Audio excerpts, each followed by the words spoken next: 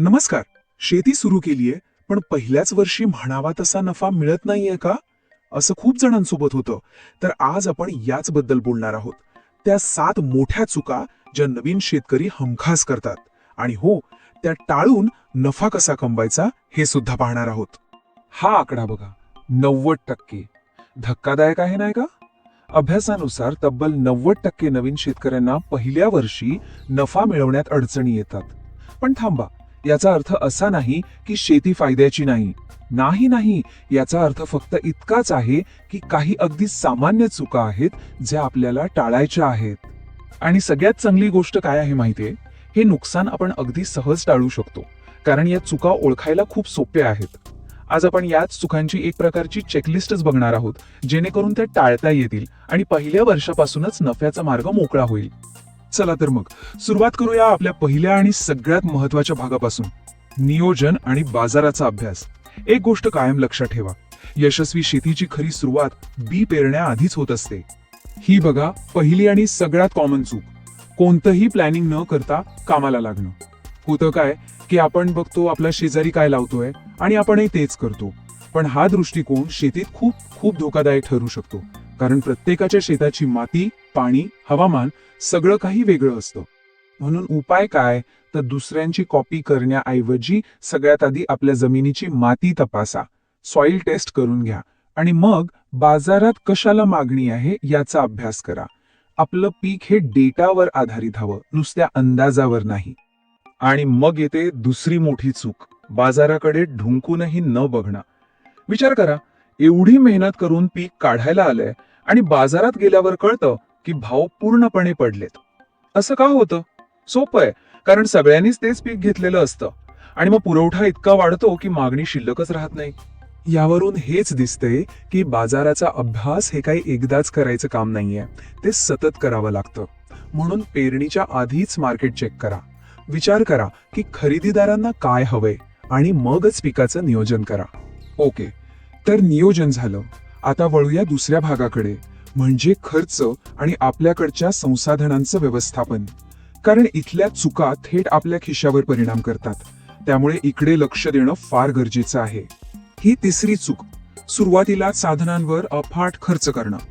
एक गैरसमज असतो की महागडं बियाणं, भारी खतं वापरली की उत्पादन जास्तच येणार. पण थांबा, हा एक सापळा आहे. शेतीत जास्त खर्च म्हणजे जास्त उत्पादन हे गणित नेहमीच बरोबर येत नाही. मग यावर उपाय काय?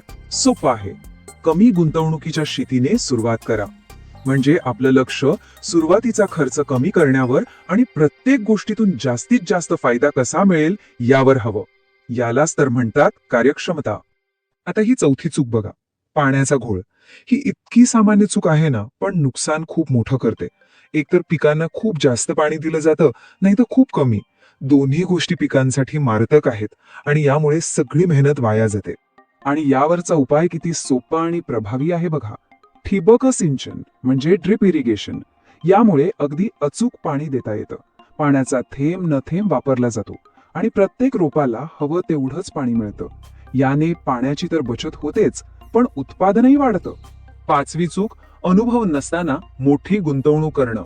म्हणजे काय की पहिल्याच वर्षी उत्साहाच्या भरात ट्रॅक्टर घेणं, महागडी मशिनरी विकत घेणं किंवा खूप मोठी जमीन भाड्याने घेणं, हे सगळं तुम्हाला कर्जाच्या खाईत लोटू शकतं. कारण आधी तुमची पद्धत फायदेशीर आहे हे तर सिद्ध व्हायला हवं नाही का? त्यामुळेच हळू वाढीचं धोरण स्वीकारा, म्हणजे स्लो ग्रोथ स्ट्रॅटेजी. छोट्या प्रमाणावर सुरुवात करा, शिका आणि जो काही नफा होईल तोच पुन्हा व्यवसायात गुंतवून हळूहळू पुढे जा. हाच सगळ्यात सुरक्षित आणि टिकाऊ मार्ग आहे. बरं, आता येतोय आपला शेवटचा आणि तिसरा भाग, उत्पन्न कसं वाढवायचं. कारण इथल्या चुका टाळल्या की फक्त नुकसान टाळत नाही, तर आर्थिक स्थिरतेचा पाया घातला जातो. सहावी चूक, फक्त एकाच पिकावर अवलंबून राहणं. हे म्हणजे कसं माहितीये, आपल्याकडचे सगळे पैसे एकाच ठिकाणी गुंतवण्यासारखं. एक मोठा जुगार. समजा त्या पिकावर रोग पडला किंवा बाजारात भावच मिळाले नाहीत, तर काय, सगळं उत्पन्न गेलं पाण्यात. हा चार्ट तेच धोक्याचं प्रमाण अगदी स्पष्ट दाखवतोय. म्हणूनच उपाय आहे विविधीकरण, म्हणजे डायव्हर्सिफिकेशन. धोका कमी करण्यासाठी एकाच वेळी वेगवेगळी पिकं घ्या किंवा शेतीसोबत पशुपालन सारखा एखादा जोडधंदा सुरू करा. ही एक स्मार्ट मूव्ह आहे. आणि ही शेवटची 7वी चूक, आजच्या काळात तंत्रज्ञानाकडे दुर्लक्ष करणं. अरे आपल्या हातातल्या मोबाईलवर सगळी माहिती आहे. हवामान, बाजारभाव, नवीन टेक्नॉलॉजी, सगळं काही. पण अनेक नवीन शेतकरी या शक्तिशाली साधनाकडे बघतच नाहीत आणि एक मोठी संधी गमावतात. ह्यावरचा उपाय तर अक्षरशः आपल्या हातात आहे. यूट्यूबवर व्हिडिओ बघून नवीन गोष्टी शिका, शेतीसाठी खास बनवलेले ॲप्स वापरा आणि कृषी तज्ज्ञांशी ऑनलाईन बोला. या छोट्या गोष्टींमधनं खूप मोठा फरक पडू शकतो. तर आता आपण या सगळ्या विश्लेषणाच्या शेवटाकडे आलोय. एक गोष्ट लक्षात घ्या, या चुका टाळणं म्हणजे फक्त नुकसान टाळणं नाहीये, तर योग्य माहितीच्या आधारावर नफा कसा कमवायचा ही मानसिकता तयार करणं आहे. आणि यशाचा खरा मंत्र याच एका वाक्यात आहे. शेती वाईट नाही, पण योग्य माहिती नसली तर नुकसान होऊ शकतं. म्हणजे प्रॉब्लेम शेतीत नाहीये, तो आहे माहितीच्या आणि नियोजनाच्या अभावात.